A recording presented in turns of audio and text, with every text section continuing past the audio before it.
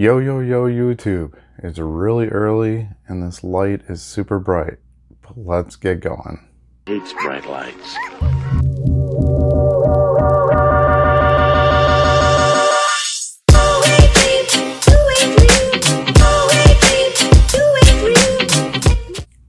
Alright, today's video is going to be a little bit different than what I normally make.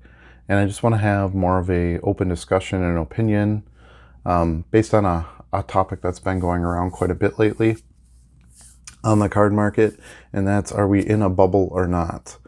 And the answer is not that simple. I believe it's yes and no.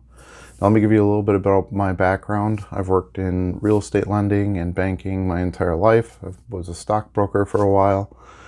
So I definitely have experience and understanding of markets and how they move.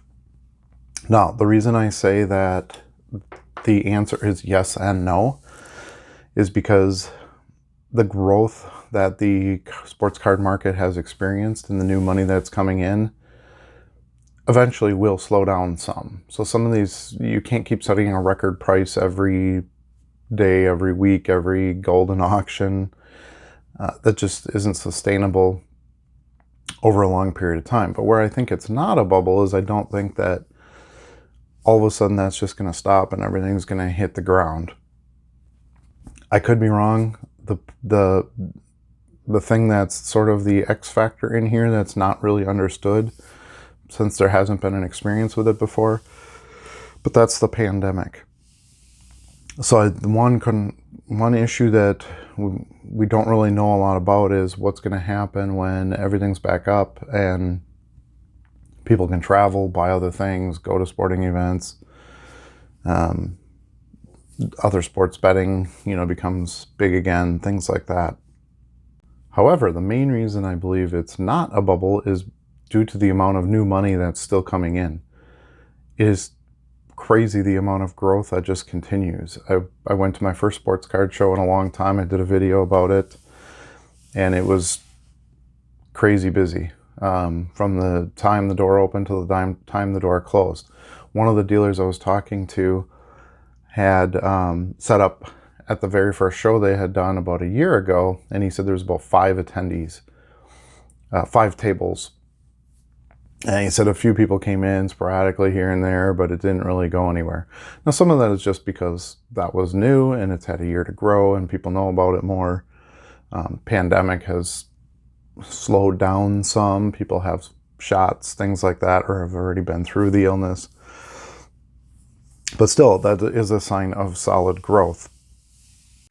Before we go any further, please like, subscribe, ring the bell, do all the things, and you'll get 10 years of good luck. Sports betting. I think traditional sports betting is not as fun. It's not as interactive. There isn't something tangible and cool to hold. Essentially, when you're purchasing at least modern sports cards, active player sports cards, you are betting on that player. Now, traditional sports betting allows you to bet on teams and scores and who's going to win, things like that. Sports cards lets you bet on an individual player, their performance, their lifestyle, and then it's also finite, meaning there's only so many of them. So the numbering and things like that adds to a lot to the value, which you wouldn't get on a regular sports betting. One of the things that was becoming extremely evident was when I was at the National a couple of years ago in Chicago. We saw a lot of new young people coming in. A lot of the sneakerheads converting over, dads with their kids, grandfathers with their grandsons. And I know the hobby is difficult for kids to get into, but those kids do grow up and get some income and can afford bigger cards. Heck, there's lots of people in the game way younger than me that are buying much bigger cards than I am. So you can't just say that, well, younger people don't have access to the market or can't get into the market. That's not true. They just need 1 or 2 big cards to move, and they can be a big player. Now, a lot of those are the positives against the bubble. There are a few things where I think the bubble is shown some leakage, if you will. We have seen some retraction in some card prices. One example would be the Michael Jordan rookie. About a month ago, 2 PSA 10s sold for $735,000 a piece. Last week, a PSA 10 sold for $628, I want to say, somewhere in there.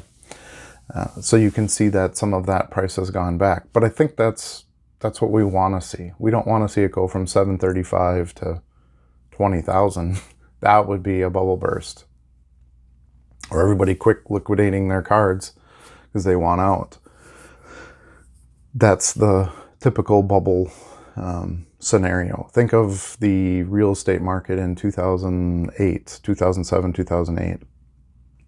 That's what happened. Everybody kept pumping cash into these homes, buying, upgrading, and so forth, and then getting left with the bag. That just doesn't appear to be happening in sports cards, and time will tell. Obviously, there could be more retraction, bigger bubble bursting type activities. But even cards that I believe are way overpriced have receded some and are still hanging around.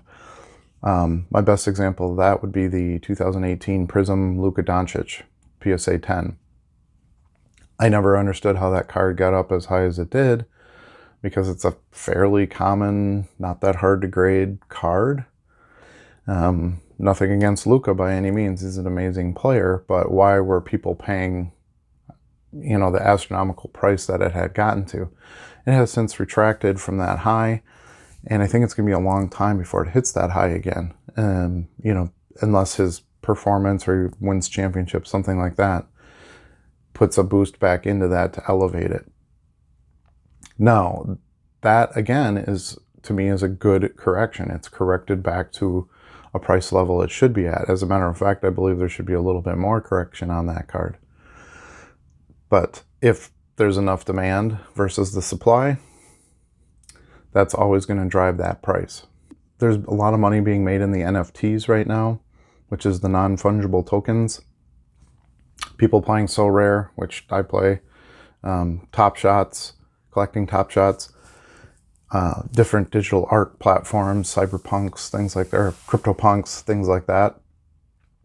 I believe a lot of that money is going to leave those NFTs. It's the hot thing and it's fun and people are making money, which is great. But I think that a lot of that money will leave those tokens because they're just not that exciting to hold or have, and they'll come back to some physical cards where, especially as people can get out and the Nationals coming and you want to mix with other people who are collecting what you collect, the cards are a lot more fun. The main thing I think goes against the bubble theory is that sports cards is a strong asset. The dollar is not a very good instrument any longer to keep your money into.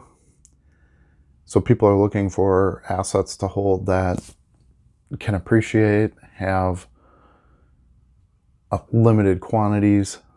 So if you think about things like crypto and why it's had its boom, because people are starting to realize it's no longer a secret that the dollar is not a great position to be in.